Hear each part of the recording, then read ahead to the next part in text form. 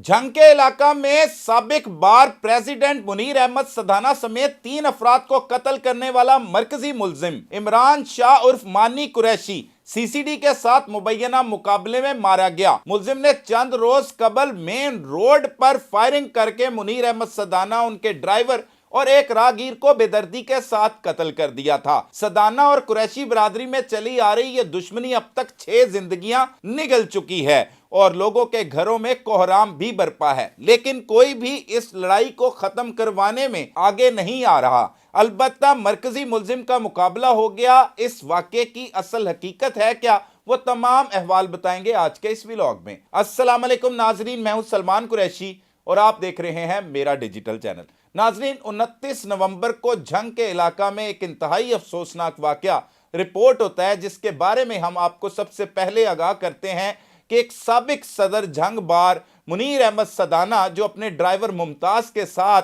Duty पर सुबह सवेरे जा रहे थे, कोर्ट में पेश होना था उन्होंने, कि उनको एक चौक में जो मेन रोड था वहां पर मोटरसाइकिलों सवारों ने रोका और रोककर उन पर अंधाधुंध गोलियां बरसाई गईं। ये गोलियां बरसाने वाले कोई और नहीं बल्कि मुकदमे में नामजद होने पर पता लगा कि इस वाक़े का मरकजी किरदार इमरान शाह उर्फ मानी कुरैशी है और उसके साथ आशिक कुरैशी उसका साथी है और साथ 2 नामालूम अफराद हैं। ये 4 अफराद गाड़ी के आगे मोटरसाइकिल लगाते हैं और सीधा पहले टारगेट करते हैं मुमताज नामी ड्राइवर को। उसे जब गोलियां लगती हैं फ्रंट स्क्रीन से तो वो मौका पर ही जिंदगी की बाजी हार जाता है, जबकि मुनीर अहमद सदाना पीछे बैठे हुए अपनी जान बचाने के लिए वहां से भागते हैं तो ये पीछे से जाकर उन पर हमला करता है और हमला करने के बाद उन्हें फायरिंग करके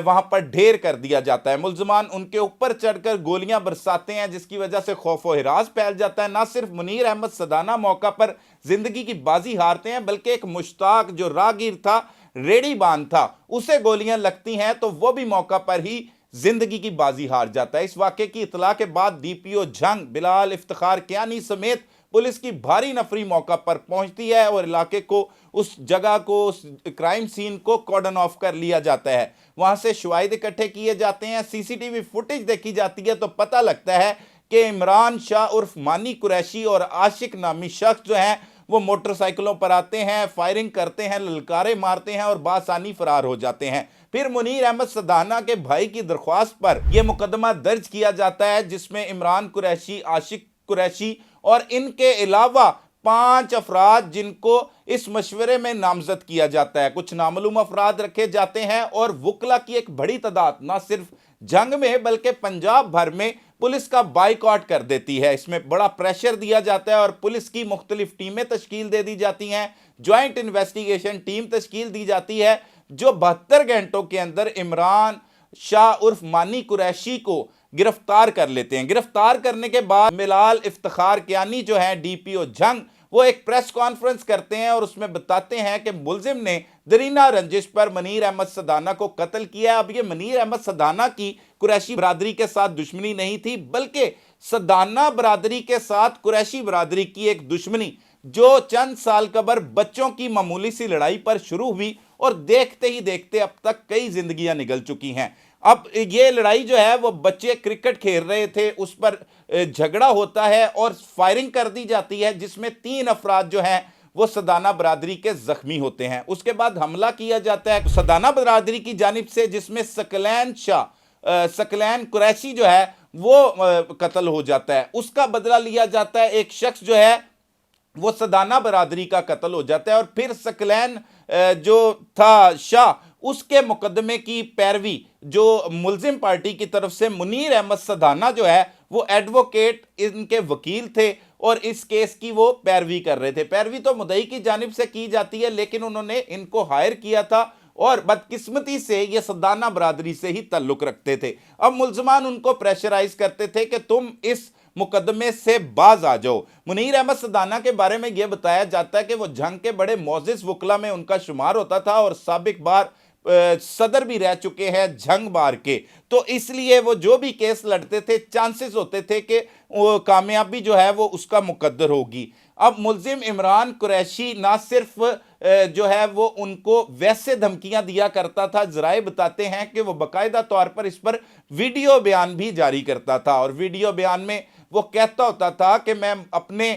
جو مخالفین ہیں ان کو زیر زیر کر دوں گا۔ تو اسی طرح وہ 29 نومبر کو اپنے ساتھیوں کے ساتھ آتا ہے اور آ کر اندھا دھند فائرنگ کرنے کے بعد منیر احمد صدانہ ان کے ڈرائیور اور ایک راہگیر کو موت کے گھاٹ اتار کر چلتا بنتا ہے۔ اس کے بعد بھی کچھ اس کی ویڈیوز وائرل ہوتی ہیں اور بعد ازاں اس کی پھر گرفتاری عمل میں لائی جاتی ہے۔ اب پولیس نے تو اسے گرفتار کر لیا تھا، اس سے تفتیش بھی ہوئی، دوران تفتیش اس نے ان قتلوں کی واردات کا انکشاف بھی کر لیا اور دیگر ملزمان بھی پولیس کی جانب سے گرفتار کیے گئے، لیکن مرکزی ملزم عمران شاہ عرف مانی قریشی تھا۔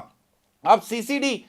جنگ کا جو ہے وہ مبینہ مقابلہ ہوتا ہے جس میں عمران شاہ عرف مانی قریشی جو ہے وہ سی سی ڈی کے ساتھ مبینہ مقابلے میں مارا جاتا ہے۔ سی سی ڈی موقف اختیار کرتی ہے کہ اپنے ساتھیوں کی ہی فائرنگ سے یہ جو زیر حراست ملزم تھا یہ مارا گیا۔ انہوں نے چھڑوانے کے لیے حملہ کیا اور حملے کے دوران جس طرح سی سی ڈی کا ایک طریقہ کار ہے، روایتی طریقہ کار، اس میں عمران شاہ عرف مانی قریشی مارا گیا۔ اب اس دوران ان کے گھر والوں کو بھی پتہ لگ جاتا ہے کہ مبینہ مقابلہ ہو سکتا ہے، کیونکہ روڈ پر، سڑک پر، چلتی ہوئی سڑک کے درمیان یہ واقعہ کرتا ہے اور واقعہ کرنے سے پہلے اور بعد میں مبینہ طور پر اس کی جانب سے ویڈیوز بھی بنائی جاتی ہیں۔ اس کی پوری فیملی صبح سویرے ہائی کورٹ پہنچتی ہے اور ہائی کورٹ میں آ کر ایک رٹ دائر کرتے ہیں، لیکن بدقسمتی یہ ہوتی ہے کہ انہیں وہاں پر اطلاع ملتی ہے، جیسے ہی وہ رٹ دائر کرتے ہیں تو انہیں کوئی اطلاع دیتا ہے کہ عمران شاہ عرف مانی قریشی تو مبینہ مقابلے میں مارا جا چکا ہے، جس پر خواتین وہاں پر روتی ہیں، چیختی ہیں، چلاتی ہیں،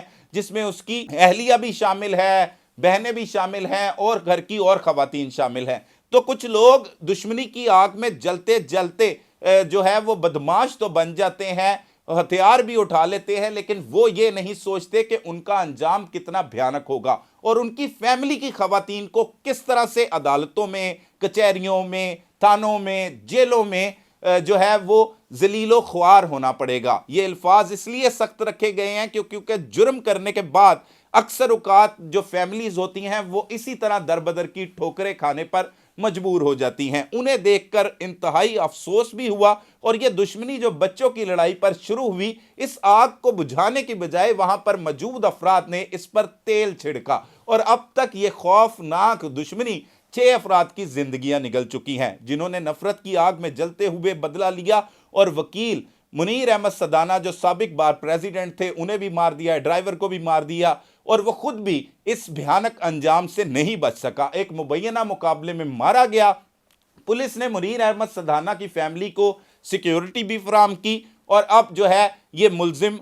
بننے کے بعد اس دنیا سے بھی جا چکا ہے۔ اب آگے دیکھتے ہیں کہ مزید کتنا جانی نقصان ہوتا ہے یا انتظامیہ اس آگ کو ٹھنڈا کرنے کے لیے اب بھی کوئی کردار نبھائے گی۔ مزید لوگ بھی اس دشمنی کی آگ میں جل رہے ہیں۔ اس مقدمے میں نامزد ملزمان کی اگر بات کی جائے تو 3 افراد کو گرفتار کیا گیا تھا، جس میں عمران قریشی بھی شامل تھا جو مرکزی کردار بتایا جا رہا تھا، اور اعلیٰ پولیس حکام نے اس مقابلے کی تصدیق کی ہے۔ اسی طرح ایک جو سابق سیکٹری لاہور بار تھے وہ مریدکے کے علاقہ میں جو ہے وہ اپنے ایک ساتھی وکیل کے ساتھ درینہ دشمنی کی رنجش پر قتل ہو گئے تھے، ان کے بھی 2 ملزمان کو اسی طرح سی سی ڈی نے ایک مبینہ مقابلے میں پار کر دیا تھا۔ پھر بھی لوگ ایسے رسک لیتے ہیں اور اپنے مخالفین کو جہاں پر وہ ملتے ہیں وہاں پر اندھا دھند فائرنگ کر کے قتل کر دیتے ہیں، پلاننگ کر کے، لیکن انجام ان کا بھی بھیانک ہوتا ہے۔ لہٰذا یہ ضرور سوچ لیں کہ اس دشمنی کے انجام میں موت کے سوا کوئی چیز نہیں ہے اور فیملیاں پریشان بھی ہو جاتی ہیں اور ذلیل و خوار بھی ہو جاتی ہیں۔ آپ نے اپنے گھر والوں کا سوچنا ہے، اس لیے تھوڑی سی اپنے اندر برداشت پیدا کریں اور صلح صفائی کی طرف جائیں۔ یہ نہ ہو کہ آپ بھی کسی ایسی خوفناک دشمنی کا حصہ بن جائیں اور پھر انجام اس سے مختلف نہ ہو۔ اپنے اندر صبر اور تحمل پیدا کریں تاکہ ایسے بھیانک نتائج سے بچا جا سکے۔ اپنے میزبان سلمان قریشی کو اجازت دیجیے۔ اللہ نگہبان۔